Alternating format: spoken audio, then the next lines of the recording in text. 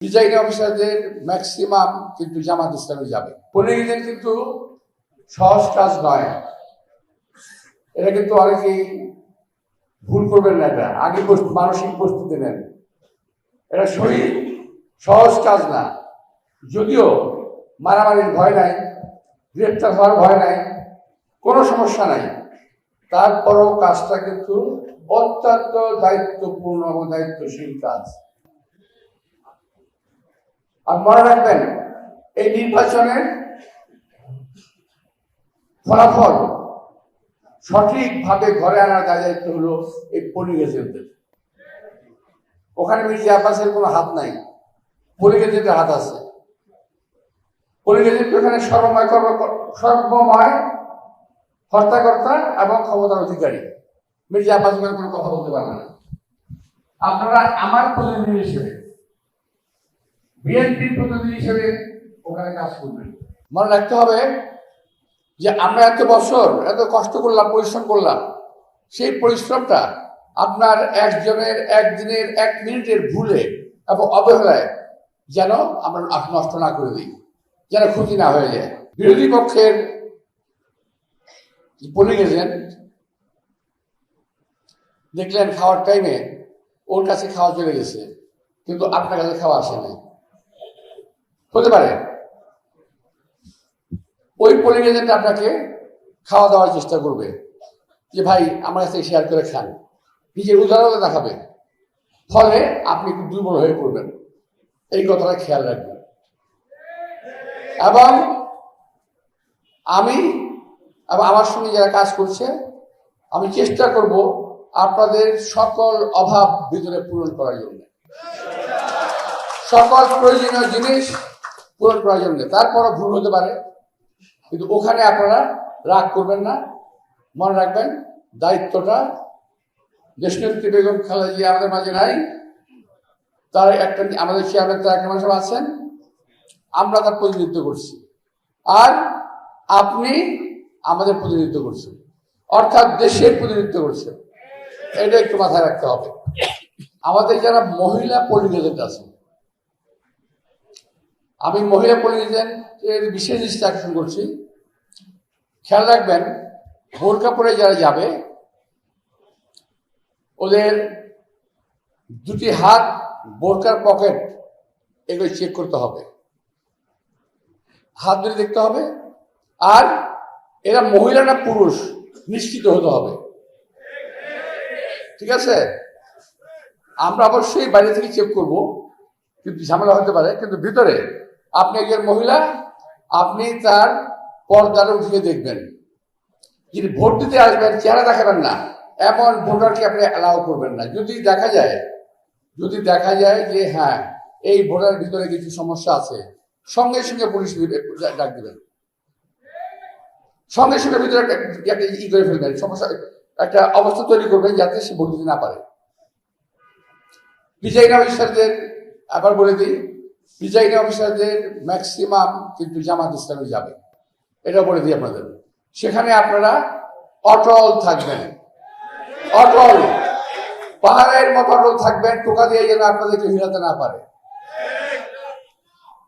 আর বোরকা পরে মহিলা সেন্টারে ভোট দেওয়ার চেষ্টা করবে, এটা মাথায় রাখবেন।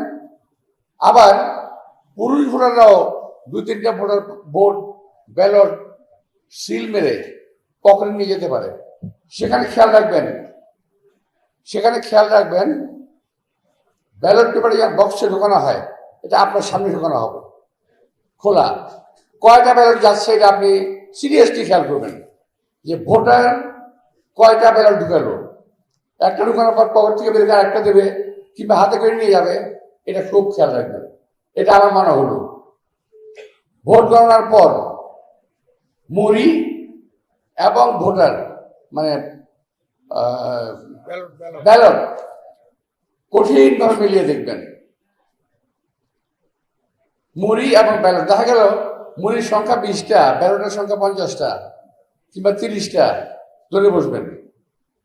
এবং যদি বলে প্রিজাইডিং অফিসার যে আমরা এটা পরে দেখব, কোনো অবস্থাতেই পরে দেখার সুযোগ নাই, ওখান থেকে বেরোতে দেবেন না,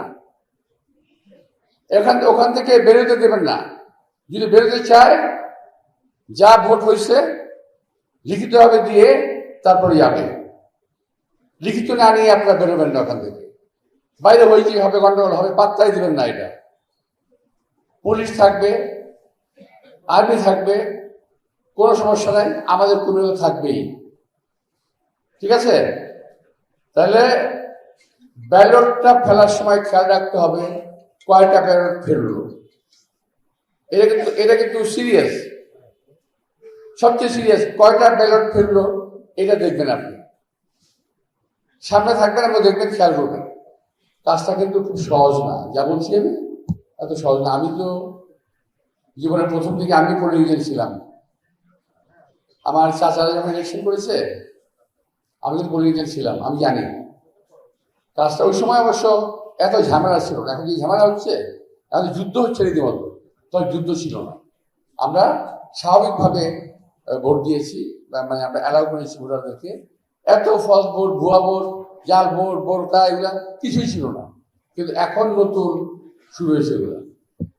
প্রিয় ভাইরা, আমি যদি আপনার কি বললাম, আরেকটা জিনিস বলা হয়নি আমার। আপনাদের কিন্তু 6টার আগে পোলিং সেন্টারে ঢুকতে হবে। আমরা একটু ঘুমের থেকে খুব মজা করে উঠতে চাই, আরাম করে ঘুরতে করে নাস্তা রাস্তা খেয়ে হাত মুখ ধুয়ে তারপরে আমরা যাব।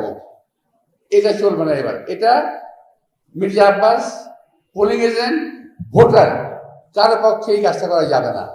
ভোটার করে যেতে হবে আগে, আমাকে যেতে হবে আগে, আর আপনাদেরকে যেতে হবে সবচেয়ে আগে আপনাদেরকে। তাহলে আপনাদের কি কি দিলাম?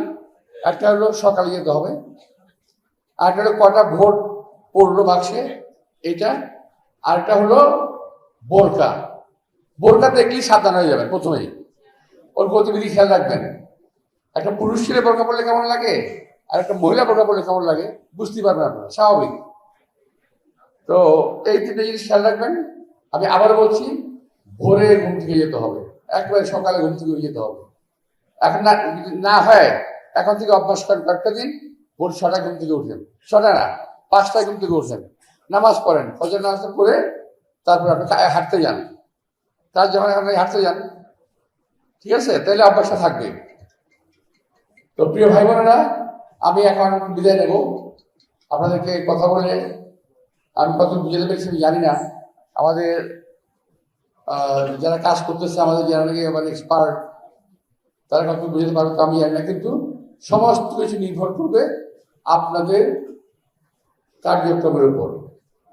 মনে রাখবেন, সকল কিছু নির্ভর করবে আপনাদের কাজের উপরে। আমাদের সারা জীবনের পরিশ্রম, রেজাল্ট আসবে আপনাদের হাত দিয়ে। আমাদের সারা জীবনের কষ্ট, রেজাল্ট আসবে আপনাদের হাত দিয়ে। সেই আপনারা যদি দায়িত্ব অবহেলা করেন, জাতির দায়িত্ব অবহেলা করবেন। এটা খেয়াল রাখবেন। আপনার যে ভাই, আপনার বোন, আপনার বাবা, আপনার স্বামী জেল, জুলুম, কষ্ট, পলাতক, গুম, খুনের হত্যার শিকার হয়েছিল, 12 তারিখ সেই রেজাল্ট আমাদের ঘনে আনতে হবে। তারপরে আমরা রেস্ট নেব, কোনো অসুবিধা নেই।